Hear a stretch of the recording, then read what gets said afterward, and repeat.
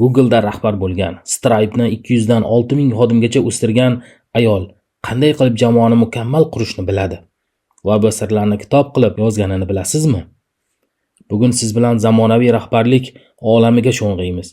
Claire Hughes Johnsonning eng zo'r bestselleri Xodimlarni masshtablash kitobini tahlil qilamiz. Bu shunchaki kitob emas, bu har bir rahbar uchun amaliy yo'riqnomadir. Claire kim o'zi? Claire oddiy lider emas. U Stripe'da operatsion direktor bo'lib ishlaganida kompaniya xodimlari sonini 200 dan 6000 gacha oshirdi. U rahbarlik san'atini o'zi o'rgandi, sinadi va endi siz bilan bo'lishmoqda. Har bir lider bilishi kerak bo'lgan 4 ta tamoyil. O'zini bilmagan rahbar yo'lsiz kemaga o'xshaydi. Claire esa sizga o'zingizni anglashdan tortib jamoangiz bilan to'g'ri gaplashishgacha, hatto muhim hujjatlarni qanday tuzishga qadar ko'rsatmalar beradi. Birinchi tamoyil o'zini anglash. Liderlikning poydevori o'zini yaxshi tanish. Qadriyatlaringiz va ish uslubingizni bilsangiz, samarali boshqaruv yo'lini topasiz. Siz tahlilchimisiz, rejissyormisiz yoki promotormisiz? Stilni anglash strategik rivojlanishning kalitidir. Ikkinchi tamoyil qachon va qanday gapirishni bilish. Liderlar kerakli paytda ehtiyotkorlik bilan gapirishni biladi. Muammoni odam emas, hatto harakat asosida muhokama qilish sog'lom muloqotning asosidir. Uchinchi tamoyil lider va menejer farqi. Lider ilhom beradi, menejer esa tizimli rivojlanishga e'tibor qaratadi. Eng yaxshi rahbar bu ikkalasini muvozanatli olib boradigan kishidir. To'rtinchi tamoyil operatsion tizim yaratish. Jarayon va hujjatlar o'sayotgan kompaniyaning ichki dvigatelidir. Tizimni doimiy tekshirib, uni masshtablashga tayyor holda ushlab turish kerak. Kompaniyangiz o'sishini xohlaysizmi? Demak, avvalo poydevorni to'g'ri qo'ying. Claire'ning maslahatlari asosida siz missiya yaratishni, samarali jamoa tuzishni, yulduz xodimlarni yollashni o'rganasiz va eng asosiysi siz improvizatsiya emas, tizim asosida boshqarasiz. Liderlikning 3 asosi quyidagilar. Birinchi asos mustahkam poydevor. Yaxshi lider bu kuchli poydevorga ega lider. Missiya, qadriyatlar va aniq jarayonlar hujjatlashtirilgan bo'lsa, jamoa bir yo'nalishda harakat qiladi. Improvizatsiya emas, tizim bu o'sishning siridir.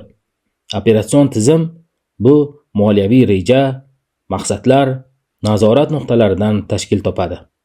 Tizim tartib beradi, jamoaga ishonch bag'ishlaydi va samara keltiradi. Qoidasi oddiy: tizim yo'q joyda o'sish yo'q. Ikkinchi asos aql bilan yollash. To'g'ri odamlar bu kompaniya yuragi. Lider nomzodlarini kompaniya qadriyatlari asosida tanlaydi. Intervyuda esa faqat rezyume emas, balki ish uslubi, muammoga yondashuvi, niyati baholanadi. Ichki iste'dodlarni rivojlantirishni unutmang. Ko'pincha xazina qo'lingiz ostida bo'ladi. Yollash strategiyasini doim takomillashtiring. Nima ishlayapti, nima yo'q, tahlil qiling. Uchinchi asos kuchli jamoalar. Asoslar va yollash tizimi zo'r bo'lishi mumkin, ammo natijani jamoa beradi. Har bir jamoa maqsad bilan yo'naltirilgan, biroq o'z madaniyatiga ega bo'lishi kerak. Strukturadagi qattiqlik samaradorlik beradi. Moslashuvchanlik esa ijodkorlikni ochadi. Balansni topgan lider g'alaba qozonadi.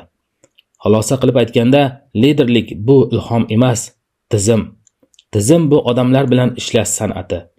Agar poydevoringiz mustahkam, jamoangiz a'lo va yo'llash aniq bo'lsa, o'sish to'xtamaydi. Ushbu kitob Iqtisodiy tadqiqotlar va islohotlar markazi bilan hamkorlikda tayyorlandi. Boshqa dunyoning iqtisodiy siyosiy kitoblari haqida review.uz saytidan topishingiz mumkin.